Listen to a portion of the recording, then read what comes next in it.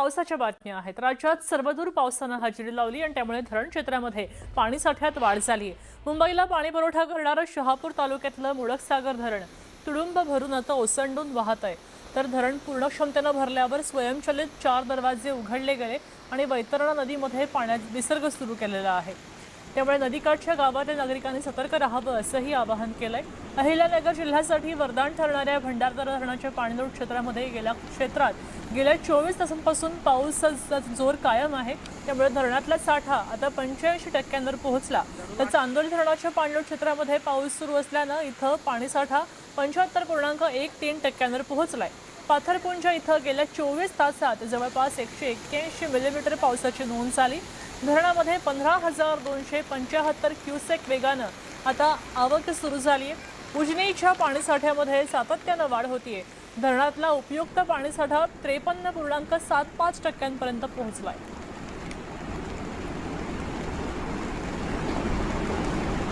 आपण पाहतोय मुळकसागर, भंडारदरा आणि चांदोली, उजनी अशा अनेक महत्त्वाच्या धरणांमध्ये पाऊस जास्त झालेला आहे। त्यामुळे पाणीसाठा मुबलक शिल्लक राहिलेला आहे।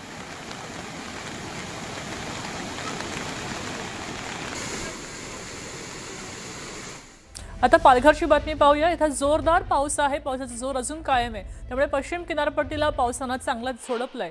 चिंचणी परिसरात पाणी साचू लागलंय। त्यामुळे प्रशासनानं 70 नागरिकांना सुरक्षित स्थळी त्यांचं स्थलांतर केलं।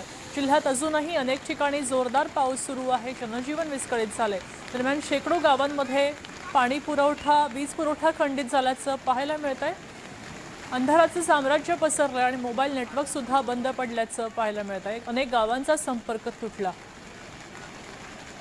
आपण पाहतोय चिंचणी हा खरं तर वाढवणच्या जवळचा भाग आहे आणि त्या ठिकाणी अणुशक्ती केंद्र सुद्धा आहे। समुद्रालगतचा भाग आहे। सखल भाग असल्यामुळे इथं पाणी साचायला सुरुवात झाली आहे। गेल्या 2 वर्षापासून इथं पाणी साचताना पाहायला मिळतं। या वर्षी सगळ्यात मोठा फटका चिंचणीला बसलेला आहे। आता इथल्या नागरिकांचं स्थलांतर केलं गेलंय। जवळपास 70 नागरिकांचं स्थलांतर केल्याचं प्राथमिक माहिती सध्या मिळतेय।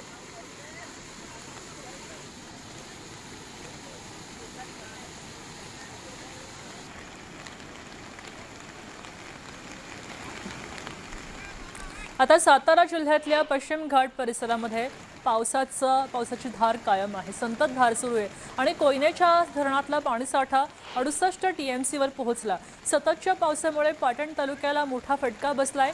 जनजीवन विस्कळीत झालंय। तर कराडमध्ये कोयना आणि कृष्णेच्या वाढलेल्या पाणी पातळीमुळे वीर मारुती मंदिराला पाण्याचा वेढा पडलाय।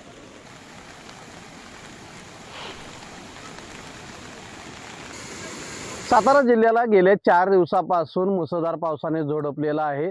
हवामान खात्याने आज ऑरेंज अलर्ट दिलेला आहे आणि सध्या आपण आहोत ते म्हणजे कृष्णा कोयना नदीकाठी आणि या नदीचं पाणी पात्र आपण पाहतोय की या ठिकाणी दोन्ही नद्या दुथंडी भरून वाहताना आपल्याला पाहायला मिळत आहेत।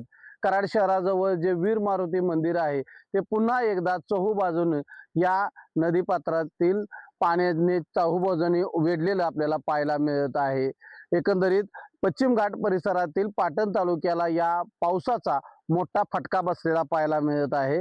यामध्ये पाथरपुंज येथे भूकंप केंद्रवेध शाळेचा पत्रा वादळी वाऱ्यामुळे उडून गेलेला आहे। तर या ठिकाणावरून काही अंतरावर असलेला पाटण कोयना जो रस्ता आहे त्या ठिकाणावरील रासाटी येथे एक भलं मोठं झाड उन्मळून पडल्यामुळे वाहतूक काही काळ थांबली गेलेली आहे।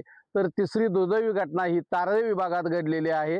बोरगेवाडी येथे 2 बैल जे शेडामध्ये बांधले होते त्यांना विजेचा धक्का लागून ते जागेवरच मृत्युमुखी पडल्याची घटना घडलेली आहे। सर्वात महत्त्वाचं म्हणजे राज्याचं लक्ष लागून राहिलेलं आणि सातारा सांगली जिल्ह्यासाठी वरदायी ठरणारे महाराष्ट्राची भाग्यलक्ष्मी असलेलं कोयना धरण या ठिकाणी मोठ्या प्रमाणावरती पाणी वाढताना या ठिकाणी पाहायला मिळत आहे। 4 TMC गेल्या 24 तासामध्ये पाणी साठा वाढलेला आहे। महाबळेश्वरला 150 मिलीमीटर तर कोयना धरण परिसरात 125 मिलीमीटर पावसाची नोंद झाल्याचं या ठिकाणी सांगण्यात येत आहे। न्यूज 18 मराठीसाठी विशाल पाटील, सातारा।